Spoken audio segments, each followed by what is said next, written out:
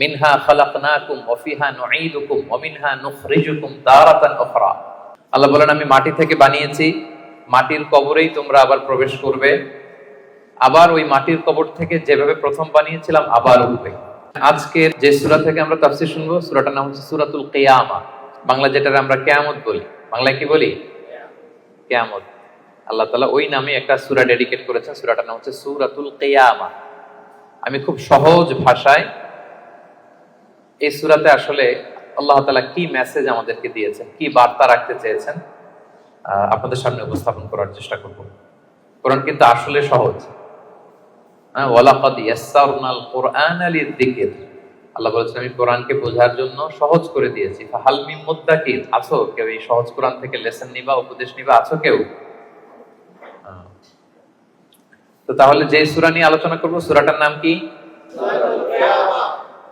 মাশাআল্লাহ, সূরাতুল কিয়ামা। কিয়ামা মানে হচ্ছে রেসারেকশন, মানে পুনরুত্থান। আমরা মরে গেলে আমাদের সব শেষ, আর কিছু নাই, এরকম ব্যাপারটা না। লাইফ আফটার ডেথ বলে ইসলামে একটা কথা আছে, আল বাআস বাদাল মাউত। আপনারা ইমানে মুফাসসিলের নাম শুনেছেন না? আমানতু বিল্লাহি ওয়া মালাইকাতিহি ওয়া কুতুবিহি ওয়া রুসুলিহি ওয়াল ইয়াউমিল আখিরি ওয়াল কদারি খাইরিহি ওয়া শাররিহি, তারপরে মিনাল্লাহি তাআলা, সবশেষেরটা কি? ওয়াল বাআসি বাদাল মাউত। বাআস মানে আবার উঠবেন, আপনি আবার জেগে উঠবেন। মিনহা খালাকনাকুম ওয়া ফিহা নুঈদুকুম ওয়া মিনহা নুখরিজুকুম তারাতান উখরা।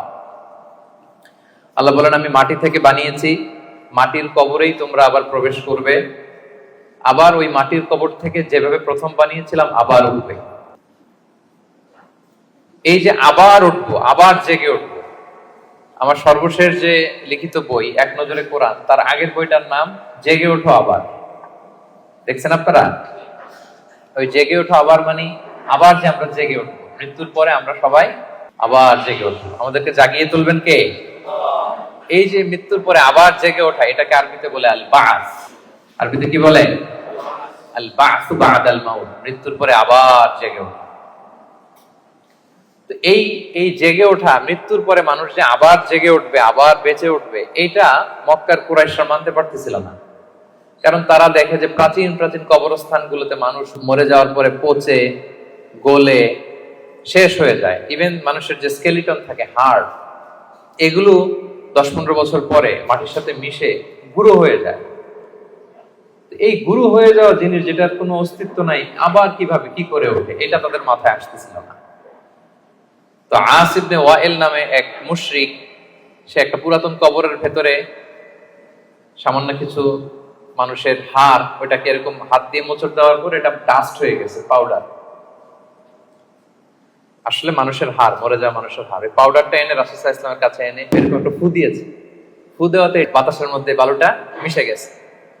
তো তখন আস ইবনে ওয়াইল বলে যে, মাই ইউহিল ইযামা ওয়া হিয়া রামীম। মুহাম্মদ, তুমি বলতেছো এই ডাস্ট থেকে আল্লাহ আবার এই মানুষটাকে বানাবে?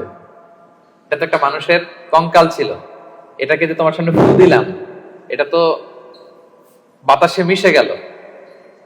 তুমি কি বলতে চাচ্ছ যে এইটাকে একদিন আল্লাহ আবার জীবিত করবেন? মাই ইউহিল ইযামা ওয়া হিয়া রামীম, এটা কিভাবে? How come it's possible? এটা কিভাবে সম্ভব? তো ধুলা হয়ে গেছে, বালি, মানুষ বলতে কোনো অস্তিত্বই নাই। আল্লাহ রাসূল সাল্লাল্লাহু আলাইহি ওয়াসাল্লাম বললেন যে হ্যাঁ, আল্লাহ তাআলা এই ডাস্ট থেকে, এই ধুলা থেকে, বালি থেকে এটাকে আবার পুনরায় জীবিত করবেন, যেমনি আল্লাহ প্রথম মানুষকে বানিয়েছিলেন। প্রথম আল্লাহ তাআলা যেভাবে বানিয়েছেন, সেই আল্লাহ আবার এটা থেকে ওই মানুষকে আবার রিকনস্ট্রাক্ট করবেন, রিবিল্ড করবেন, রিশেপ দিবেন, রিসেট করবেন, আবার আগের মতো তিনি এই মানুষকে তৈরি করবেন। তো এই সূরায় এটাই বারবার বোঝানো হয়েছে যে যিনি প্রথম মানুষকে বানাইতে পারলো, সে আল্লাহ কি মরে যাওয়ার পরে, পচে গলে যাওয়ার পরে আবার বানাতে পারবে না? আচ্ছা বলেন তো, কোন জিনিস প্রথমবার বানানো কঠিন না দ্বিতীয়বার বানানো কঠিন? কারণ প্রথমবার ফার্স্ট টাইম, কোনো এক্সপেরিয়েন্স নাই। প্রথমবার যেহেতু করে ফেলতে পারছে, এখন তো একটা এক্সপেরিয়েন্স হয়ে গেছে, কি বলেন? জানা হয়ে গেছে, একটা ধারণা হয়ে গেছে। দ্বিতীয়বার কি কঠিন লাগবে আর? আল্লাহ তাআলা বারবার বলেন যে যিনি প্রথমবার তোমাদেরকে বানাই ফেলতে পারলেন, তোমাদের তো কোনো অস্তিত্ব ছিল না, অস্তিত্বহীন একটা জগৎ থেকে আল্লাহ তোমাকে অস্তিত্বে আনলেন। আমরা ছিলাম ইন এক্সিস্টেন্স, এখন আমাদেরকে এক্সিস্টেন্সে আনলেন। আচ্ছা, একটু খেয়াল করে বলুন তো, আজকে থেকে 100 বছর আগে আপনার কোনো অস্তিত্ব ছিল? আমার কোনো অস্তিত্ব ছিল? আমি যে আসবো দুনিয়াতে, যে আমার এই নাম হবে, এই গ্রাম হবে, এই পিতামাতা হবে, এই ফিচার হবে, এগুলো আমরা কেউ জানতাম? তো এই আমাদেরকে যেহেতু আল্লাহ তৈরি করতে পারলেন, অস্তিত্বহীনতার জগৎ থেকে অস্তিত্বে আনতে পারলেন, সে আল্লাহ আবার পুনরায় তৈরি করতে ওনার সমস্যা কোথায়? ওটা তো আরো সহজ, কি বলেন? আচ্ছা, আজকে থেকে 200 বছর পরে ধরেন একজন মানুষ পৃথিবীতে যে আসবে, তার এখন কোনো অস্তিত্ব আছে? তার নাম, তার পরিবার, তার বংশ, তার কোনো অস্তিত্ব পৃথিবীতে নেই। কিন্তু এই লোকটা আসবে না পৃথিবীতে?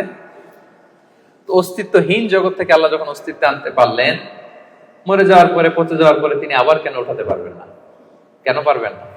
এবং আল্লাহ রাসূল সাল্লাল্লাহু আলাইহি সাল্লাম বলেছেন, মানুষের দেহে একটা হাড্ডির কণা আছে, ইন্না ফিল ইনসানি আযমুন লা ইয়াকুলুহুল আরদু আবাদান। একটা হাড্ডির কণা আছে যেটা কখনো মাটি বালু এটাকে খেতে পারে না, নষ্ট করতে পারে না। মিনহা ইউরাক্কাবুল খালকু ইয়াউমাল কিয়ামা, কিয়ামতের দিন এখান থেকেই মানুষের আবার পুনঃসৃষ্টি হবে। তো সাহাবারা বললেন, আইয়ু আযমিন ইয়া রাসূলুল্লাহ, এই হাড্ডিটার নাম কি? আল্লাহ রাসূল সাল্লাল্লাহু আলাইহি ওয়াসাল্লাম বললেন, আজবুল জানাব, মানে টেইল বোন। ডাক্তারি ভাষায় এটাকে বলে কক্সিক্স। আমাদের যে শিরদাঁড়া আছে না, মেরুদণ্ড, এই মেরুদণ্ডের একেবারে নিচে ট্রায়াঙ্গেল একটা ত্রিভুজ আকৃতির ছোট্ট বোন পার্টিকেল আছে, এটা নষ্ট হয় না। হিন্দুরা যে শ্মশানে লাশ পুড়ায়, সব পুড়ে যায়, ওইটা পুড়ে না। আমরা যে কবরস্থ করি, কবর মাটি সব খেয়ে ফেলতে পারে, কিন্তু ওই ছোট্ট হাড্ডি কণিকাটা নষ্ট হয় না। ইভেন মানুষের মৃত্যু তো অনেক ভাবে হয়। বিমান দুর্ঘটনায় হলে জ্বলে ভস্ম হয়ে যায়, সাগরে জাহাজ ডুবি হলে মানুষ মরে, তিমি মাছের পেটে চলে যায়, তিমি ওইটাকে খেয়ে ডাইজেস্ট করে ফেলে, তার অস্তিত্বই থাকে না। কিন্তু ওই যে ছোট্ট কক্সিক্স টেইল বোন, আজ বুঝলাম, এটা নষ্ট হয় না। আল্লাহ বলেন, ওইটা থেকে কিয়ামতের দিন তোমাদেরকে আবার আমি পুনরায় সৃষ্টি করব। এইটাকে বলা হয় পুনরুত্থান, রেসারেকশন। পুরো সূরার মেইন কথা হচ্ছে এইটা। আপনাদের কাছে আগে ক্লিয়ার করে দিলাম যে ওরা যেহেতু বিশ্বাস করতে পারতেছিল না যে মানুষগুলো মরে যাওয়ার পরে 20 বছর 30 বছর পর কবরে তার অস্তিত্বই থাকে না, এই মানুষ আবার জীবিত হয় কি করে? আল্লাহ রাসূল সাল্লাল্লাহু আলাইহি ওয়াসাল্লাম বললেন যে না, এরাও জীবিত হবে। এবং আল্লাহ তাআলা এমন কথা বললেন যে তোমরা কি ভাবছো তোমাদের এই হাড় গোড়গুলো আমি রিঅ্যাসেম্বল করতে পারবো না? আরে তোমাদের the tips of your finger, তোমার আঙ্গুলের অগ্রভাগে যে এই যে কেমন আঁকি ঝুঁকি দেখা যায়, আঁকি বুকি দেখা যায়, এই যে যেটাকে আমরা আঙ্গুলের ছাপ বলি, ফিঙ্গারপ্রিন্ট, বাসমা, এইটাকে হুবহু আমি এক করে দিব। আল্লাহ বলেন, এখন যে ফিঙ্গারপ্রিন্ট নিয়ে দুনিয়াতে তোমরা আছো, ফিঙ্গারপ্রিন্ট চিনেন তো? এই যে ইমিগ্রেশন পার করে যে মালয়েশিয়াতে ঢুকছেন, কি করছিলেন? ফিঙ্গারপ্রিন্ট দিয়েছেন না? সিম কার্ড নিতে গেলে কি করতে হয়? এই যে মেট্রিক অথেন্টিকেশনের জন্য এটা দিতে হয়। এরপরে আপনার ক্রিমিনাল ইনভেস্টিগেশনের জন্য লাগে। কোন বাড়িতে ডাকাতি করছে, তো সে যে ডাকাত যে দরজা খুলছে ওইখানে তার এই ছাপ থেকে যায়। সে যা যা কাজ করে সব জায়গায় ছাপ থেকে যায়। ফরেনসিক রিপোর্টের জন্য এই ফিঙ্গারপ্রিন্ট লাগে। আল্লাহ বলে, এখন যে ফিঙ্গারপ্রিন্ট নিয়ে পৃথিবীতে ঘুরে বেড়াচ্ছ, মারা যাওয়ার পরে আবার যে পুনরায় জীবিত করব, একই ফিঙ্গারপ্রিন্ট নিয়ে দাঁড়াবো, ওইটা সহ আমি তোমাদেরকে তুলব। তোমরা ভাবতেছো শুধু হাড় গোড়, তোমার কঙ্কালটাকে আমি রিঅ্যাসেম্বল করতে পারবো না, তোমার ফিঙ্গারপ্রিন্ট সহ আমি সেদিন দাঁড় করাবো। পৃথিবীতে প্রায় বর্তমানে 800 কোটি মানুষের বসবাস। কত কোটি? এই 800 কোটি মানুষের একজনের হাতের ছাপের সাথে, আঙ্গুলের ছাপের সাথে আরেকজনের ছাপের কোনো মিল নাই। 800 কোটি মানুষ, আপনার এই আঙ্গুলের ছাপের সাথে এই আঙ্গুলের মিল নাই। 10টা আঙ্গুলের কোনো ছাপের সাথে অন্য আঙ্গুলের কোনো ছাপের মিল নাই। ইভেন একসাথে যে যমজ ভাই হয়, টুইন, তাদেরও একজনের ফিঙ্গারপ্রিন্টের সাথে আরেকজনের ফিঙ্গারপ্রিন্টের কোনো মিল হয় না। আল্লাহ বলে, ওইটা সহ কিয়ামতের দিন আমি তোমাদেরকে তুলব। তাহলে আল্লাহ যে আবার আমাদেরকে তুলতে পারবে, এটা কি আপনাদের বিশ্বাস হয় নাকি এখনো একটু সন্দেহ আছে? সন্দেহ লাগে? সন্দেহের অবকাশ নাই প্রিয় ভাই বোনেরা। এর কারণ, যিনি অস্তিত্বহীনতার জগৎ থেকে আমাদেরকে অস্তিত্বে আনতে পারলেন, তিনি অবশ্যই পুনরায় আমাদেরকে জীবিত করতে পারবেন। এটা হচ্ছে সূরার মূল কথা। সূরার নাম কি যেন বলেছিলাম? সূরা কিয়ামা। কোরআনে মোট সূরা কয়টা? এই সূরাটা হচ্ছে 75 নাম্বার সূরা। কত নাম্বার? কোরআনে মোট পারা কয়টা? এটা 29তম পারায় অবস্থিত। এই সূরাটা মক্কায় নাজিল হয়েছে, ফলে এটা মাক্কি সূরা। বলুন তো কি সূরা? সবাই জোরে বলুন, কি সূরা? মাক্কি সূরা। মাক্কি সূরা। এই সূরার আয়াত সংখ্যা কত বললাম? 40। আয়াত সংখ্যা কত? 40। তাহলে ওভারঅল আপনি একটা ধারণা পেয়েছেন। সূরার ধারাক্রম হচ্ছে 75। কত পারায়? 29 পারায়, আয়াত সংখ্যা 40, আর সূরাটা মাদানী সূরা। কি সূরা? এবার নাজিলের সময়কালটা বলি, কখন নাজিল হয়েছে? মাক্কি যুগের একেবারে শুরুর দিকে, প্রাথমিক দিকে, প্রথম বছরই নাজিল হয়েছে। এবং নাজিলের প্রেক্ষাপট আমি বলেছি, লোকজন মৃত্যুর পরে যে আল্লাহ তাআলা আমাদেরকে পুনরুত্থান করবেন এটা মানতে চাইছিল না। তাদের কঠোর জবাব হিসেবে আল্লাহ তাআলা 40 আয়াত বিশিষ্ট এই সূরাটা নাজিল করেছেন। এবং এই সূরার সেন্ট্রাল থিম হচ্ছে পুনরুত্থান, রেসারেকশন, আবার যে আমরা উঠব। এই সূরার শেষে আল্লাহ বলেছেন যে আলাইসা যালিকা বিকাদিরিন আলা আন ইউহিয়াল মাউতা, যে আল্লাহ তোমাদেরকে প্রথম সৃষ্টি করলেন সে আল্লাহ কি আবার যে তোমাদেরকে সৃষ্টি করবেন সেই কুদরতটা কি আল্লাহর নাই? অবশ্যই আছে। বালা কাদিরিনা আলা আন নুসাউইয়া বানানা, যেটা শুরুতেই বললাম যে বানান মানে হচ্ছে tips of your finger, even এটাকেও সুবিন্যস্ত করতে পারবেন, হুবহু এইভাবে তিনি আমাদেরকে জীবিত করবেন। তাহলে তিনি যে আমাদেরকে আবার পুনরায় জীবিত করতে পারবেন এতে কোনো সন্দেহ অবশ্যম্ভাবী, অনিবার্য। আমরা আবার জেগে উঠবো, আবার আমরা উত্থিত হব, আমাদের পুনরুত্থান হবে। ইব্রাহিম আলাইহিস সালামকে যখন এই আকীদা আল্লাহ শিক্ষা দিয়েছেন যে ইব্রাহিম, মৃত্যুর পর আমি সবাইকে জাগাবো, তো তিনি বললেন যে রব্বি আরিনি কাইফা তুহিল মাউতা, আল্লাহ আপনি কিভাবে জাগাবেন, মানে মৃতকে কিভাবে জীবিত করেন, একটু যদি দেখাইতেন আমাকে, আমার খুব ভালো লাগতো। কে বলতেছেন? কাইফা তুহিল মাউতা, আল্লাহ মৃতকে কিভাবে জীবিত করেন? তা আল্লাহ বলেন বলো কি ইব্রাহিম, আওয়ালাম তুমিন, তোমার কি বিশ্বাস হয় না? ইব্রাহিম আলাইহিস সালাম বললেন বালা, অবশ্যই বিশ্বাস হয়, কিন্তু ওয়ালাকিন লিয়াতমাইন্না কলবি, দেখতে পেলে আমার অন্তরটা একটু প্রশান্ত হতো, যদি আমি দেখতাম কিভাবে জীবিত করেন। সূরা বাকারা এসেছে, আল্লাহ বললেন ফাখুয আরবাআতাম মিনাত তায়র, ঠিক আছে দেখাবো, তুমি 4টা পাখি নিয়ে আসো, জবাই করো, পাখিগুলোকে টুকরো টুকরো করো, এদের গোশতগুলো পাহাড়ের ওই পাশে ছিটায় দিয়ে আসো, এরপরে পাহাড়ের এই পাশ থেকে পাখিগুলোকে ডাকো। ইব্রাহিম আলাইহিস সালাম পাহাড়ের এই পাশ থেকে ডাক দিলেন, ডাক দেওয়ার সাথে সাথে আল্লাহ তাআলা মৃত ওই পাখির গোশতগুলোকে রিঅ্যাসেম্বল করে একসাথে জীবিত করে আবার ইব্রাহিম আলাইহিস সালামের সামনে এনে হাজির করে দিলেন। ইব্রাহিম আলাইহিস সালাম দেখে আশ্বস্ত হলেন, তার হৃদয় প্রশান্ত হলো। তাহলে আল্লাহ তাআলা যে মৃতকে জীবিত করতে পারেন এতে কি কোনো সন্দেহ আছে? শুরুতে আমরা বলেছি ইমানে মুফাসসালে আল্লাহ বলেছেন, আমাদেরকে জানিয়েছেন যে 7টা বিষয়ের উপর ঈমান রাখতে হয়, এর মধ্যে একটা হচ্ছে বল বাস বাদাল মাউত, মৃত্যুর পরে তিনি আমাদেরকে জীবিত করবেন, এটা আল্লাহর কুদরত। আচ্ছা, তাহলে সূরাতুল কিয়ামা নামকরণ কেন করা হলো, কোত্থেকে করা হলো? এই সূরার প্রথম আয়াতেই আল্লাহ তাআলা কিয়ামত শব্দটাকে উল্লেখ করেছেন। প্রথম আয়াতেই কিয়ামত শব্দটার উল্লেখ আছে এবং কিয়ামত নিয়েই পুরো সূরা জুড়ে এখানে আলোচনা, ফলে এজন্য এই সূরার নাম হয়েছে কি? সূরা কিয়ামা। আল্লাহ বলেছেন লা উকসিমু বিয়াউমিল কিয়ামা, এখান থেকে সূরার নাম কিয়ামা। আচ্ছা, এই সূরায় বেসিক্যালি 5টা বিষয়ে কথা বলা হয়েছে। কয়টা? মোট 5টা সেকশন। এখন একটা জেনারেল ওভারভিউ শেয়ার করতেছি। প্রথম 15 আয়াতে কিয়ামতের ভয়াবহতা, কিয়ামত যে কত ভয়াবহ হতে পারে, প্রথম 15 আয়াতে আল্লাহ এটা আলোচনা করেছেন। পরের 4 আয়াতে ওহীর প্রতি রাসূল সাল্লাল্লাহু আলাইহি ওয়াসাল্লামের যে ভীষণ আগ্রহ সেটা নিয়ে আলোচনা করেছেন। এর পরের 6 আয়াতে কিয়ামতের দিন কিছু মানুষের চেহারা হবে উজ্জ্বল, গ্লোয়িং ফেস, আর কিছু মানুষের চেহারা হবে গ্লুমি ফেস, মানে বিষণ্ণ, বিবর্ণ, অন্ধকার চেহারা। এটা নিয়ে আলোচনা করব। এক দলের হবে উজ্জ্বল চেহারা, আরেক দলের হবে বিষণ্ণ, বিবর্ণ, কালো চেহারা। আমাদের চেহারাগুলো যেন সেদিন উজ্জ্বল থাকে, আমরা সেই কামনা করি আল্লাহর কাছে। এরপরে 26 থেকে 30 নম্বর আয়াতে মৃত্যুকালীন অবস্থা কি হবে মানুষের, সেটা নিয়ে আলোচনা করা হয়েছে। সর্বশেষ 10 আয়াতে আল্লাহ পুনরুত্থান দিয়ে ক্লোজ করেছেন সূরাটা। পুনরুত্থান যে অনিবার্য, অবশ্যম্ভাবী, এটা আল্লাহ তাআলা প্রতিষ্ঠিত করে শেষ করেছেন। তাহলে একটা জেনারেল ওভারভিউ পেয়েছেন। মোট কয়টা সেকশন এই সূরায়? 5টা। প্রথমে কিয়ামতের ভয়াবহতা, তারপরে ওহীর প্রতি, ওহী রিসিভ করার প্রতি রাসূল সাল্লাল্লাহু আলাইহি ওয়াসাল্লামের যে অধীর আগ্রহ, ভীষণ আগ্রহ, এটা নিয়ে কথা। এরপর উজ্জ্বল চেহারা আর অন্ধকার চেহারা।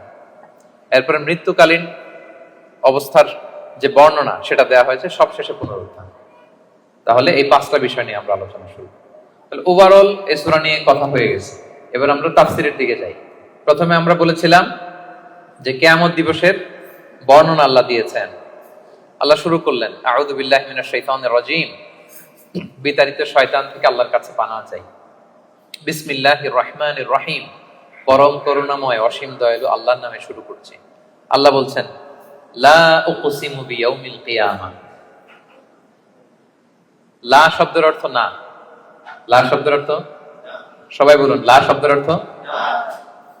আল্লাহ প্রথমে বললেন না, নো, অর্থাৎ তোমরা যা ভাবো এমনটা না। তোমরা যে মনে করো যে আমি উঠাতে পারবো না, মৃত্যুর পরে আমি তোমাদেরকে পুনরুত্থান করতে পারবো না, এমনটা না। লা, আল্লাহ বললেন লা উকসিমু বিয়াউমিল কিয়ামা, লা, তোমরা যে মনে করো আমি আল্লাহর জন্য কঠিন হবে তোমাদেরকে জাগ্রত করা, এটা ঠিক নয়। বরং উকসিমু বিয়াউমিল কিয়ামা, আমি কিয়ামত দিনের শপথ করছি। কিয়ামতের শপথ করতেছে কে? আচ্ছা, এরপরে আল্লাহ তাআলা আবার বললেন ওয়ালা উকসিমু বিন-নাফসিল লাওয়ামা, আবার লা, লা মানে না, লা মানে কি? একটা দুটো শব্দ শিখে যান না আজকে। লা মানে কি? কোরআনে অনেক পাবেন এরকম লা। এই লা শব্দের অর্থ হচ্ছে আল্লাহ বলেন না, তোমরা যে ভ্রান্ত বিশ্বাসে আছো এটা ঠিক না, লা, বরং উকসিমু বিন-নাফসিল লাওয়ামা, মানুষের যে নাফস মানুষকে তিরস্কার করে, আমি সেই নাফসের শপথ করছি। তাহলে দুইটা জিনিসের শপথ করলেন, এক হচ্ছে কিয়ামত দিবসের শপথ। কিসের শপথ? দুই হচ্ছে নাফসে লাওয়ামার শপথ, মানে যে নাফস মানুষ খারাপ কাজ করলে তিরস্কার করে। এই দুইটা শপথ করে এরপর একটা কথা বলবেন, গুরুত্বপূর্ণ কথা। আচ্ছা, ওই কথায় যাওয়ার আগে নাফসে লাওয়ামাটা কি এটা আমি আগে বলি। আমাদের যে নাফস, মানে আমাদের ভেতরে যে নাফস দিয়েছেন আল্লাহ তাআলা, এটার তিনটা ক্যাটাগরি হতে পারে। একটা হচ্ছে নাফস আম্মারা, একটা হচ্ছে নাফস লাওয়ামা, যে লাওয়ামার কথা এই আয়াতে বললাম, আরেকটা হচ্ছে নাফস মুতমাইন্না। তিনটার কথাই কোরআনে আছে। একটা হচ্ছে নাফস আম্মারা, ইন্নান নাফসা লাআম্মারাতুম বিসু ইল্লা মা রাহিমা রাব্বি। এই নাফসের ইন্সপিরেশন হচ্ছে শুধু খারাপ দিকে, মানুষকে খারাপ কাজে ইন্সপিরেশন করে, খারাপ দিকে হাতছানি দেয়। আরেকটা হচ্ছে এইটা নাফস লাওয়ামা, এ ভালোর কথাও বলে আবার খারাপের কথাও বলে, আবার খারাপ কাজ করলে তাকে তিরস্কারও করে, এটা থাকে মিডলে।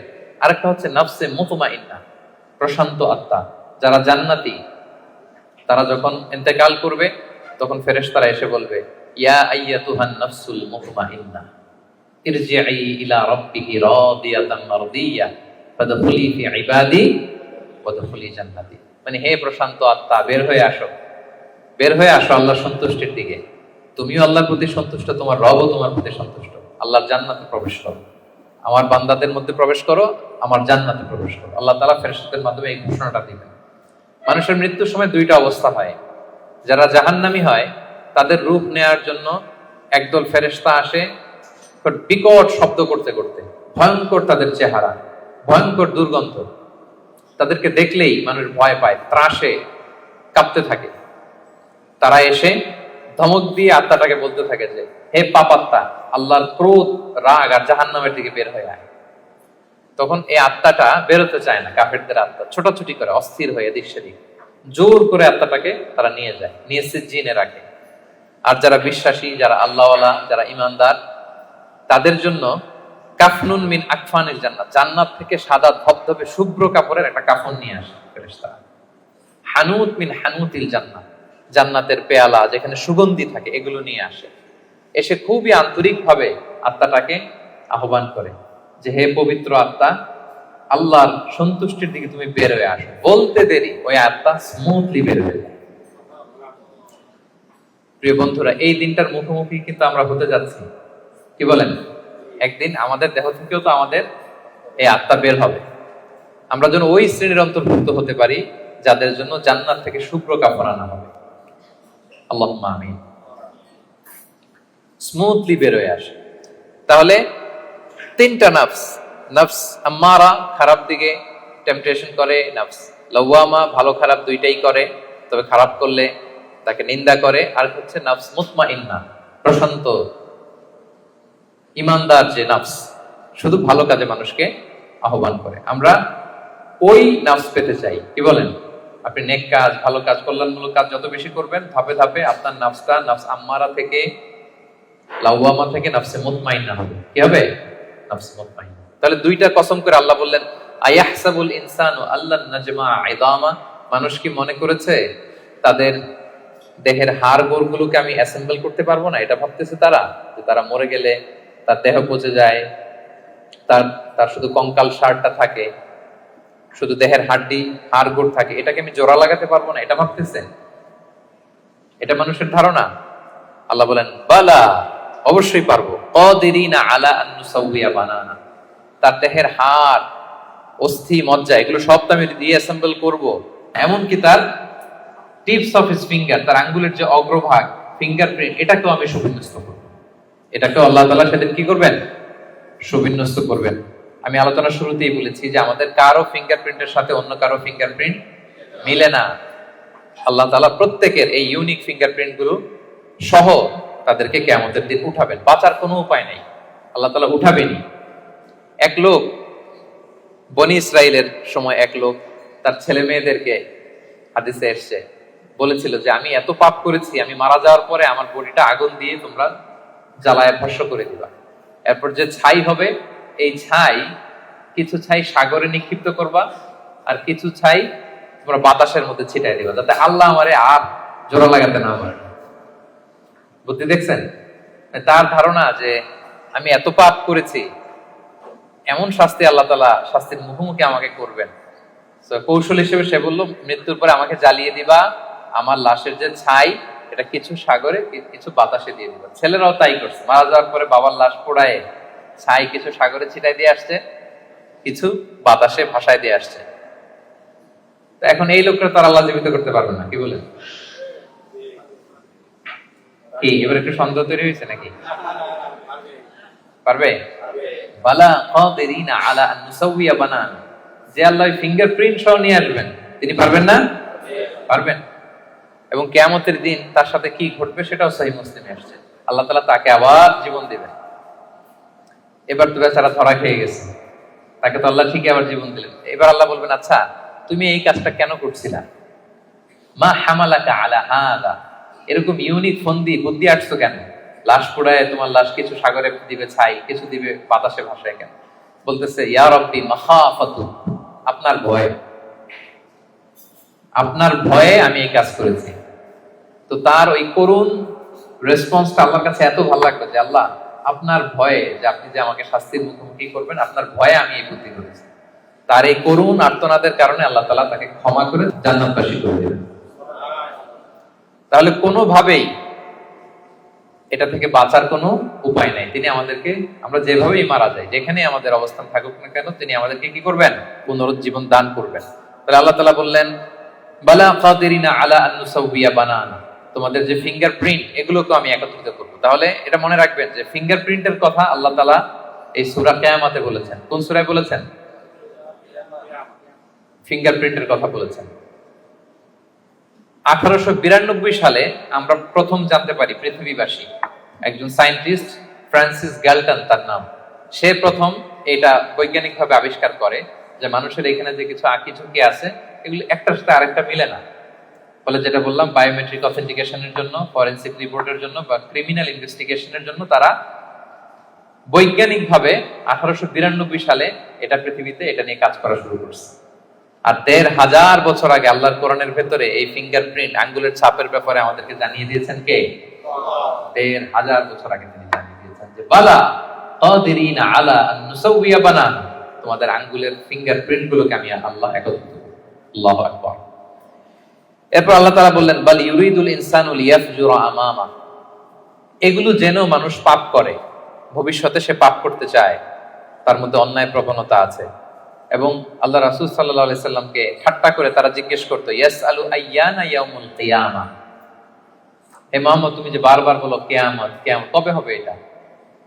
কবে? ইয়াসআলু আইয়ানা ইয়াউমুল কিয়ামা, কবে হবে? কিয়ামতের ডেট জানার যে খুব আগ্রহ, এর জন্য না, ঠাট্টা করে বলে। কি করে? তুমি যে বলতেছো কিয়ামত হবে, কবে হবে?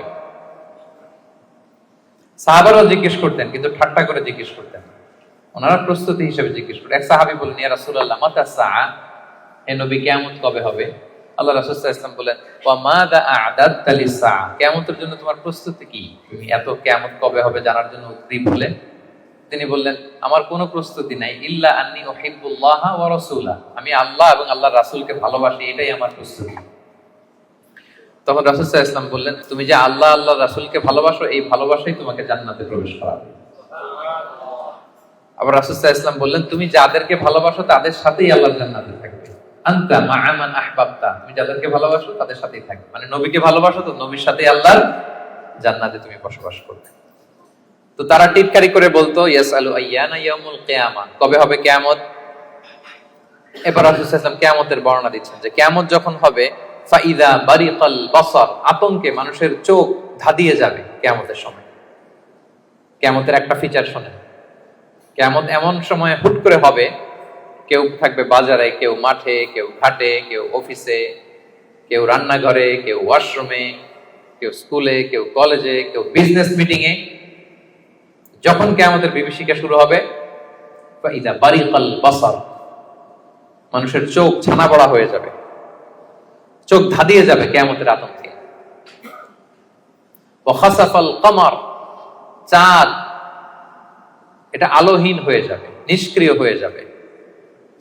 ওয়া জুমিয়া আশ-শামসু ওয়াল কমার, চাঁদ সূর্য একটার সাথে একটা ধাক্কা লেগে মেসাকার হয়ে যাবে। কিয়ামতের বর্ণনা। ইয়াকুলুল ইনসানু আইনাল মাফার, সেদিন মানুষ বলবে পালাবার জায়গা কোথায়, পালাবো কোথায়। আইনাল মাফার, সেদিন পালানোর কোনো জায়গা আছে বলেন তো? আল্লাহ বলছেন ইয়াউমা তারাউনাহা তাযহালু কুল্লু মুরদিআতিন আম্মা আরদাআত ওয়া তাদউ কুল্লু যাতি হামলিন হামলাহা। কিয়ামতের অবস্থা এমন হবে যে কিয়ামতের বিভীষিকা যখন শুরু হবে, দুগ্ধপোষ্য বাচ্চাকে রেখে, বাচ্চাকে ফেলে দিয়ে মা দৌড়ে পালাবে। ব্রেস্ট ফিডিং মাদার যারা আছে, মানে যেই মা বাচ্চাকে দুধ খাওয়ায়, দেখবেন যে ওই বাচ্চাকে চোখের আড়াল করতে চায় না, কাছে কাছে রাখে না। কিন্তু কিয়ামতের বিভীষিকা এত ভয়ঙ্কর হবে, ওই মা দুধের বাচ্চাটাকে রেখে পালাবে। ওয়া তাদউ কুল্লু যাতি হামলিন হামলাহা, যত প্রেগন্যান্ট নারী আছে, 2 মাসের কনসিভ, 5 মাসের, 6 মাসের, 7 মাসের, half form baby, full form baby, মুহূর্তেই সব ডেলিভারি হয়ে যাবে ভয়ের চোটে। ওয়া তারান নাসা সুকারা ওয়া মা হুম বিসুকারা ওয়ালাকিন্না আযাবাল্লাহি শাদীদ, মানুষগুলো পাগলের মতো দৌড়াবে, পাহাড়গুলো তুলার মতো বিক্ষিপ্ত পতঙ্গের মতো নিক্ষিপ্ত হতে থাকবে, ছুটতে থাকবে। মানুষরা বলবে আইনাল মাফার, কই পালাবো।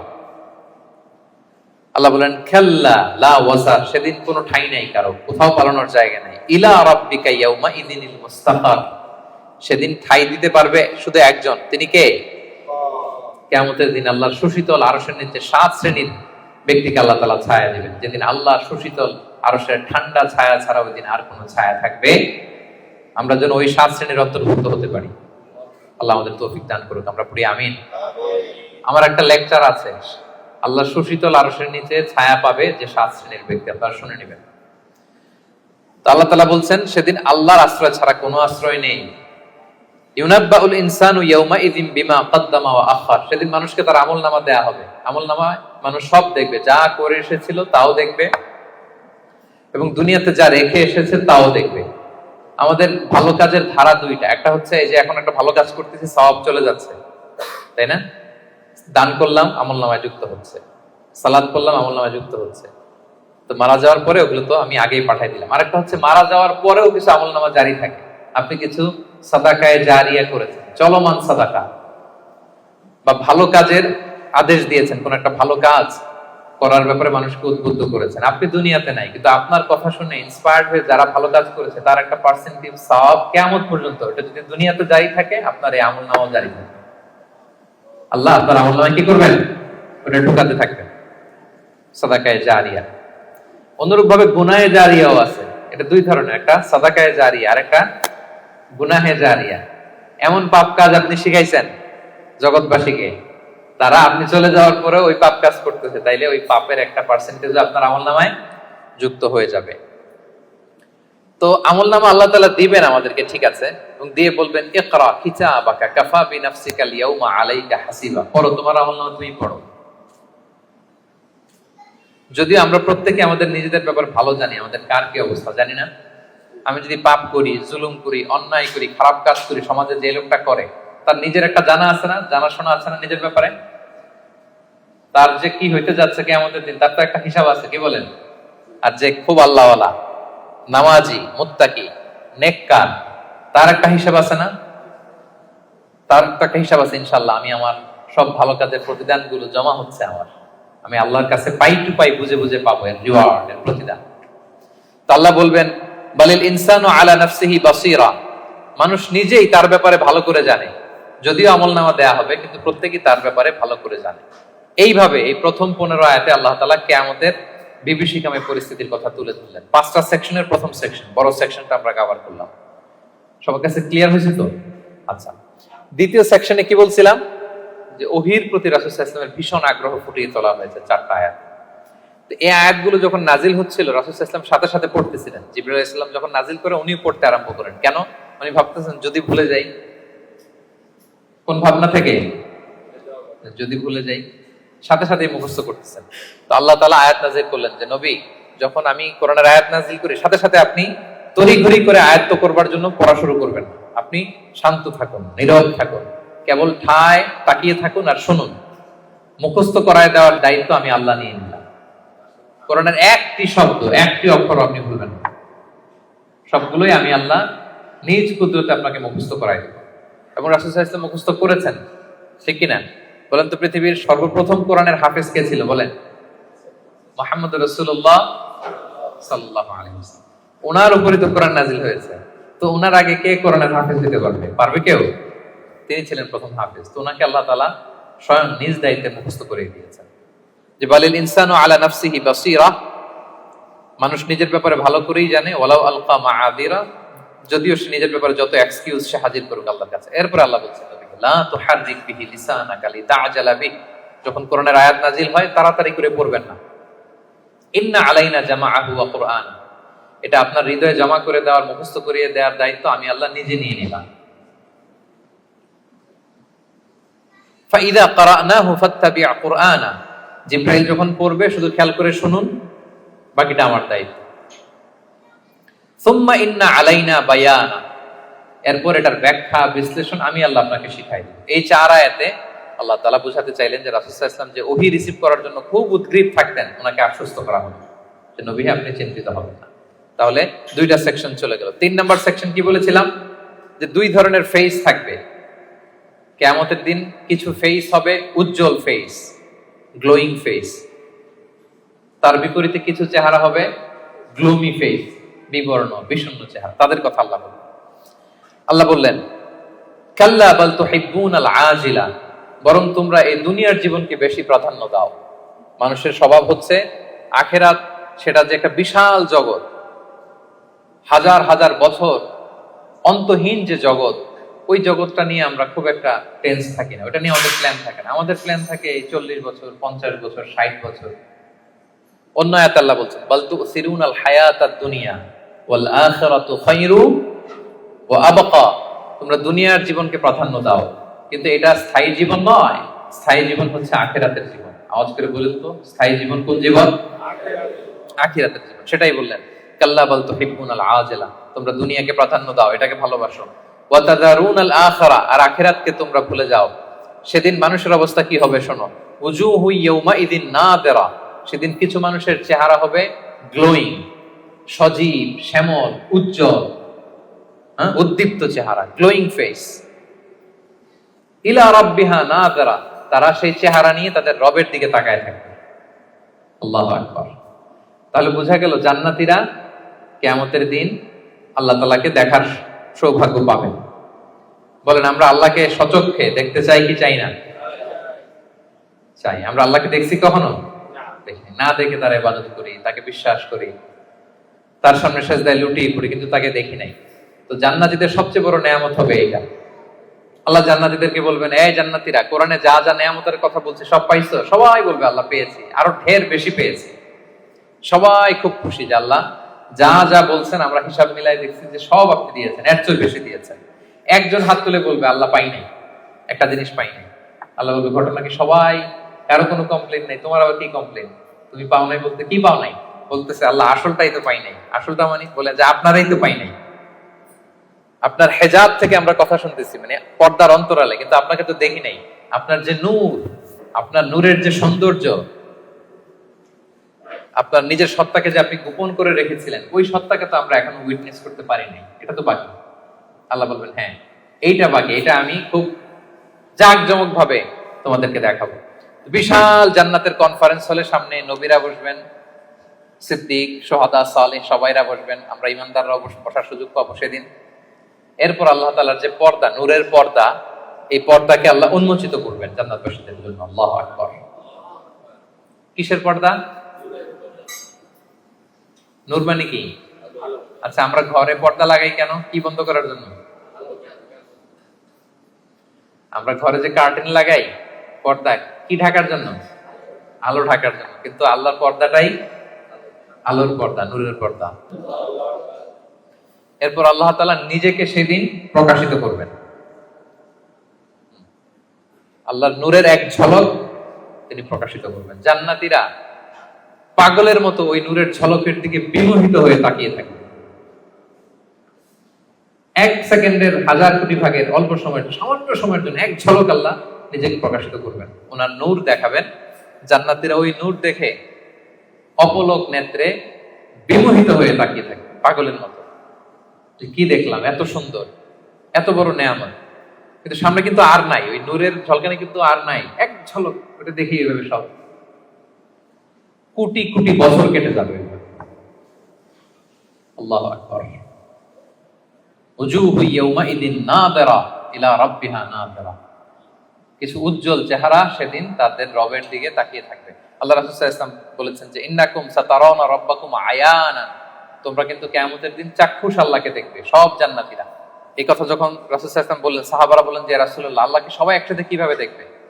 দেখতে কি ধাক্কাধাক্কি হবে না? তো রাসূল সাল্লাল্লাহু আলাইহি ওয়াসাল্লাম বললেন যে আকাশের চাঁদ উঠলে তোমরা কি ধাক্কাধাক্কি করে দেখো? বলেন যে আকাশে যখন চাঁদ উঠছে আমরা কি আরেকজনকে সরাই বলি, ভাই একটু সরেন আমি দেখি? সরেন। যে যেখানে আছে সেখান থেকে কি করে? চাঁদকে উইটনেস করতে পারে, দেখতে পারে। তাহলে সচক্ষে আমরা সেদিন আল্লাহ তাআলাকে দেখতে পাবো। আওয়াজ করে পড়েন ইনশাআল্লাহ। তাহলে উজুহু ইয়াউমাইদিন নাযিরা ইলা রাব্বিহা নাযিরা, সজীব চেহারাগুলো আল্লাহর দিকে তাকিয়ে থাকে। এটা হচ্ছে এক শ্রেণী। আরেক শ্রেণী হবে কি? ওয়া উজুহু ইয়াউমাইদিন বাসিরা, আরেক দলের চেহারা হবে কালো। ওই যে আমলনামায় তার সব খারাপ কাজের লিস্ট, তাদের চেহারা কি উজ্জ্বল হবে? কেমন হবে? বিষণ্ণ, বিবর্ণ, ডার্ক ফেসেস, গ্লুমি ফেসেস। তাযুন্নু আন ইউফআলা বিহা ফাকিরা, সে বুঝতে পারবে যে কঠিন বিপদ নেমে আসতেছে।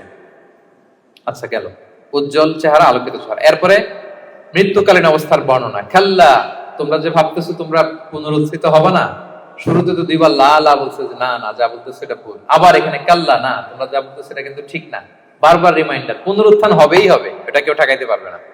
ইদা বালাগাতিত তারাকিয়া, মানুষের রূহ যখন কণ্ঠনালী পর্যন্ত পৌঁছে যায়, ওয়াকিলা মান রাক, তখন মৃত্যুর একটা সিনারিও আল্লাহ তুলে ধরেছেন। তখন মানুষ শেষ চেষ্টাটা করে। মৃত্যু সজ্জায় যখন চলে যায় আমরা কি করি? লাস্ট চেষ্টাটা করি যে তাকে বাঁচানো যায় কিনা, কোনো রাকি আছে কিনা তাকে রুকিয়া করবে, কোনো ডাক্তার আছে কিনা তাকে শেষ চেষ্টাটা করবে। ওয়া যান্না আন্নাহুল ফিরাক, কিন্তু মৃত্যুগামী যে যাত্রী সে বুঝে যায় যে এটাই আমার লাস্ট ডেট দুনিয়ার। তার মানে যিনি মৃত্যুবরণ করে মৃত্যুর কিছু সময় আগে সে বুঝতে পারে যে আমি ছেড়ে যাচ্ছি এই পৃথিবী, আমি কি করতেছি? ছেড়ে যাচ্ছি। আচ্ছা, ওয়ালতাফাতিস সাকু বিসাক, এই দুনিয়ার কষ্ট বা ভয়াবহতার সাথে যুক্ত হয় আখিরাতের ভয়াবহতা। মানে আজকে দুনিয়ার শেষ দিন, এরপরে আমার শুরু হয়ে যাবে কি? আখিরাতের প্রথম দিন। ইলা রাব্বিকা ইয়াউমাইযিনিল মাসাক, এবং মানুষকে তার রবের দিকে সেদিন নেওয়া হবে। আচ্ছা, মৃত্যুকালীন সংক্ষিপ্ত বর্ণনা শেষ। এরপর আল্লাহ শুরু করলেন সর্বশেষ যে সেকশনটা, সেটা যে পুনরুত্থান যে হবেই, এটা আবার তিনি শক্তভাবে মজবুতভাবে তুলে ধরলেন না এই সূরার একেবারে শেষ কয়েকটা আয়াতে। আল্লাহ বললেন ফালা সাদ্দাকা ওয়ালা সাল্লা, যারা কাফির মুশরিক, যারা আল্লাহকে মানে না, তাদের বৈশিষ্ট্য কি? ফালা সাদ্দাকা, তারা কিয়ামতকে সত্য বলে মানেও না, ওয়ালা সাল্লা, তারা সালাতও আদায় করে না, ওয়ালাকিন কাযযাবা ওয়া তাওয়াল্লা, তারা এটাকে মিথ্যা বলে, তারা মুখ ফিরিয়ে নেয়। একদল দেখবেন যে আপনি ভালো বললে মুখটা ফিরায় নেয়, যত উদাহরণ দিয়ে আপনি বুঝান সে ওটা মানবে, সে ওইখান থেকে ইগনোর করে চলে যাবে। সুম্মা যাহাবা ইলা আহলিহি ইয়াতামাত্তা, সে গর্বভরে তার ফ্যামিলির কাছে যায়। মুফাসসিরিন ইকরাম বলেছেন, ইকরামা বলেছেন যে এর দ্বারা উদ্দেশ্য হচ্ছে আবু জাহাল। আবু জাহালকে যখন আল্লাহ রাসূল সাল্লাল্লাহু আলাইহি ওয়াসাল্লাম দাওয়াত দিচ্ছিল, যতভাবে যুক্তি নির্ভর কথা রাসূল সাল্লাল্লাহু আলাইহি ওয়াসাল্লাম বলে, কিন্তু সে শোনে না, সে অহংকার করে চলে যায়। আউলা লাকা ফাআউলা সুম্মা আউলা লাকা ফাআউলা, তোমার জন্য ধ্বংস অনিবার্য। এরপর আল্লাহ তাআলা বলছেন আয়াহসাবুল ইনসানু আন ইউতরাকা সুদা, যে কথা দিয়ে শুরু করেছিলেন সেটা দিয়ে শেষ করতেছেন। কোরআনের কোনো কিছুই অমিল নাই। আপনি দেখবেন একেবারে সূরার শুরুতে যেই কথা, শুরুর কথার সাথে শেষের কথার মিল আছে, আবার এই সূরার শেষে যা বলছে আরেক সূরার শুরুতে মিল আছে, মানে সবটা ইন্টারকানেক্টেড, হাইলি ইন্টারকানেক্টেড।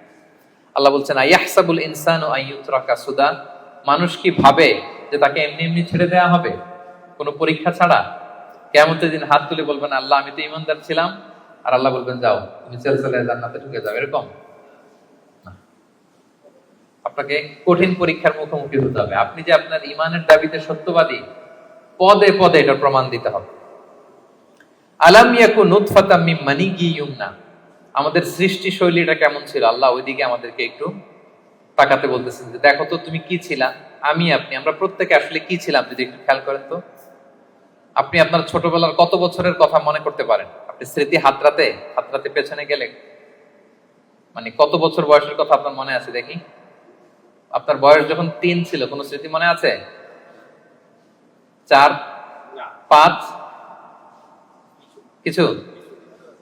5 বছর বয়সে আমরা স্কুলে ভর্তি হই, তো তার আগের কিছু ঘটনা আমাদের খেয়াল থাকে। কিন্তু 3 বছরের কোন ঘটনা খেয়াল আছে? থাকতে পারে, কারো হয়তো থাকতে পারে, কিন্তু অধিকাংশই থাকে না। আচ্ছা তার পিছনে যদি যান 2 বছর বয়সের, 1 বছর, আপনারই তো জীবন ওইটা, তো আপনার কিছুই তো খেয়াল নেই।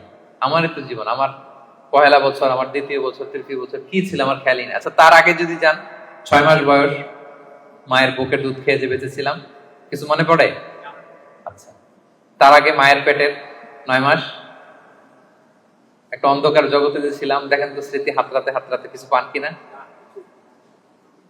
হ্যাঁ, ধোঁয়াশা, কিছুই মনে পড়ে না। আল্লাহ বলে একটু তাকাও তুমি কই ছিলা। আলাম ইয়াকুন নুতফা, তুমি কি একটা সামান্য স্পার্ম ড্রপ ছিল না, শুক্রাণু?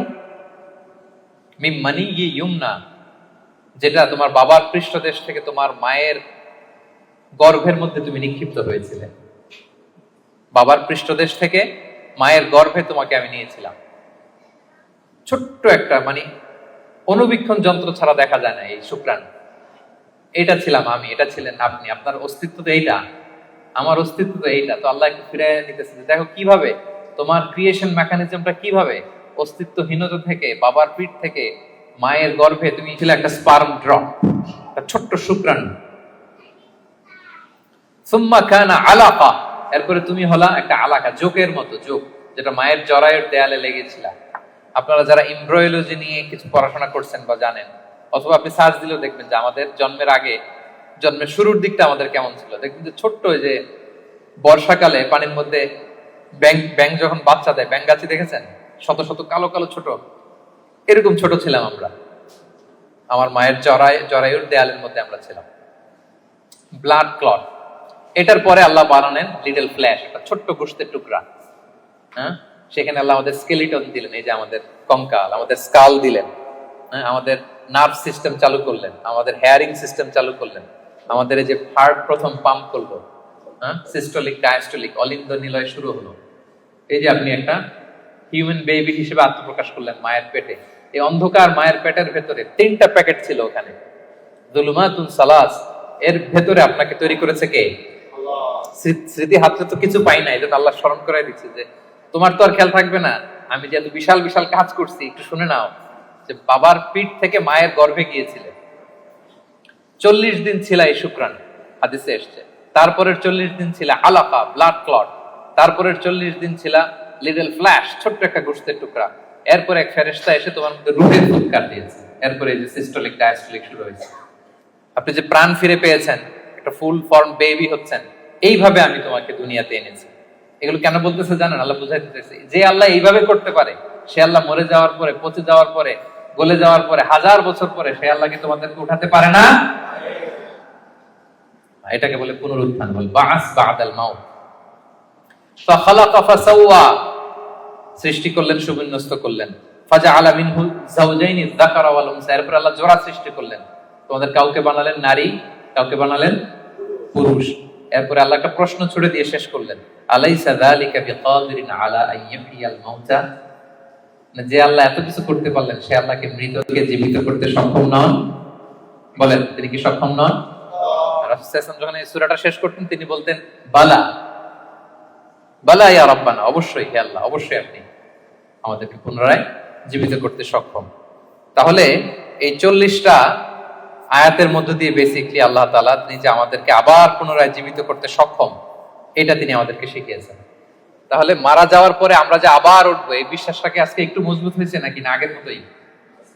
আলোচনা শোনার আগে যে অবস্থায় ছিলেন, আলোচনাটা শোনার পরে কি বল বাস বাদাল মাউত, মৃত্যুর পরে যে আবার পুনরায় জীবিত হবে, এই বিশ্বাসটা আরেকটু মজবুত হয়েছে আপনাদের? সম্মানিত বন্ধুরা, এই সূরার মূল কথা হচ্ছে পুনরুত্থান, যে আল্লাহ তাআলা আমাদেরকে আবার জীবিত করবে।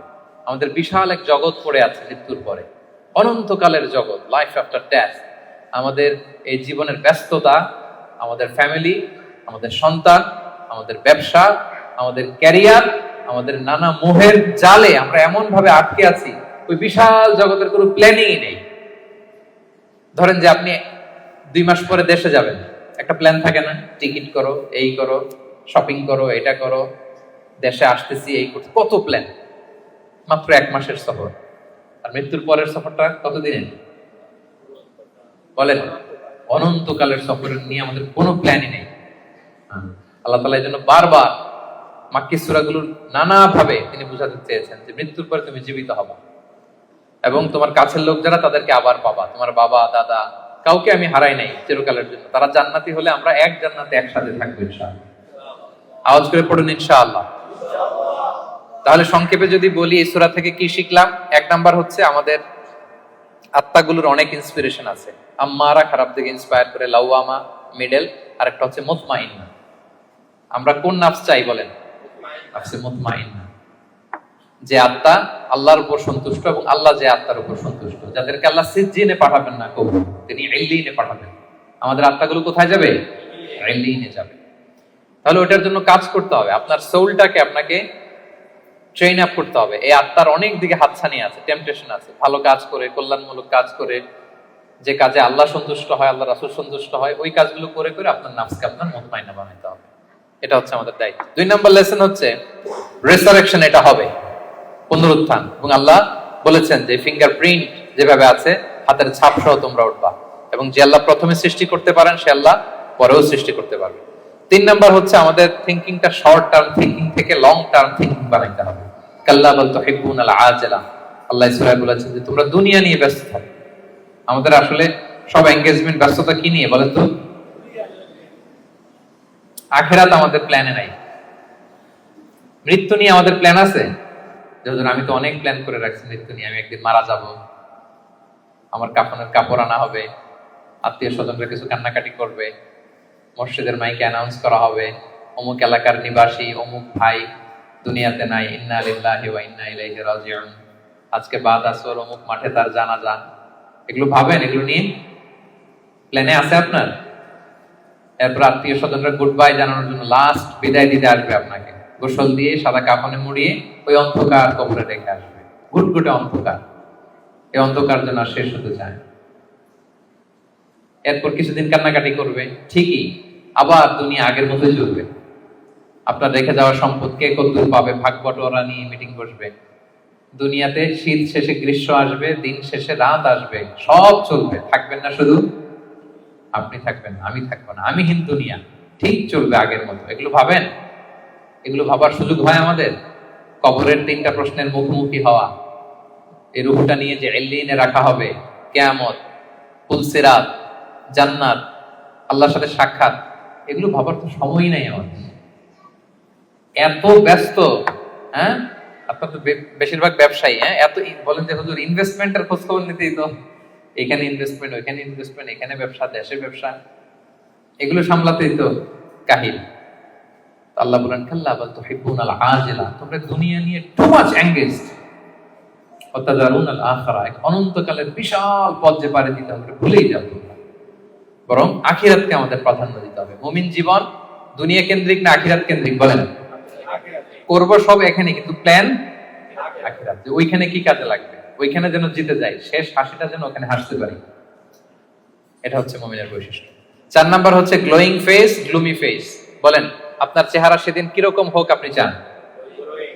গ্লোয়িং ফেস চান? হ্যাঁ, তাহলে 5 ওয়াক্ত সালাত পড়তে হবে, কোরআন পড়তে হবে, যাকাত আদায় করতে হবে। 5 নম্বরে মৃত্যুর যে ওই সময়টা, ওইটা আমাদের জন্য fix. The most certain thing in our life is death, and the most uncertain matter in our life is the time of death. মৃত্যু হবে এটা আমরা জানি, কবে হবে জানি, সেদিনের জন্য যেন প্রস্তুত থাকি। Life is a test. জীবনে পরীক্ষা থাকবে, এমনি এমনি আল্লাহ ছেড়ে দিবে না। আমার ইমানের পরীক্ষা দিয়ে আমাকে উত্তীর্ণ হতে হবে। 7 নম্বরে, হিউম্যান শুডন্ট বি অ্যারোগেন্ট। মানুষের অহংকারী হওয়ার সাজে না। কারণ আল্লাহ আমাদের সৃষ্টির দিকে একটু তাকাতে বলছে, তোমার যে এত অহংকার, এত ক্ষমতার দাপট, তুমি পাওয়ারফুল এলাকায়, তোমার দাপটে কেউ কথা বলতে পারে না। তুমি কি ছিলা বলো তো? 3 বছর আগে কি হয়েছিল? তোমার বয়স যখন 3, মনেই করতে পারো না। মায়ের পেটে কি ছিলা, তার আগে কি ছিলা? ছোট্ট একটা তুচ্ছ পানির ফোঁটা থেকে আল্লাহ আমাদেরকে বানিয়েছেন। ওই মানুষ কখনো অহংকার করতে পারে না। সব শেষ কথা হচ্ছে, রেসারেকশন ইজ এ মাস্ট। আমরা আবার জীবিত হব। মৃত্যুর মধ্য দিয়ে আমাদের সব শেষ হয়ে যাবে না, বরং বল বাস বাদাল মাউত, মৃত্যুর পরে আবার আমরা পুনরুত্থিত হব এবং আল্লাহর সেই ট্রাইব্যুনালে আমাদেরকে দাঁড়াতে হবে। সেদিন যদি আমাদের ভালো কাজের মধ্য দিয়ে আল্লাহর কাছে আমরা নিজেদের ঈমানকে প্রমাণিত করতে পারি, তাহলে শেষ হাসিটা আমরাই হাসবো ইনশাআল্লাহ। আমরা এখানে যেমনি একত্রিত হলাম, মৃত্যুর পরে আবার জীবিত হয়ে বিচার দিবস শেষে আল্লাহ জান্নাতুল ফেরদাউসের ভিতরেও যেন আমরা এভাবে একত্রিত থাকতে পারি। আল্লাহ আমাদের সবাইকে তৌফিক দান করুন।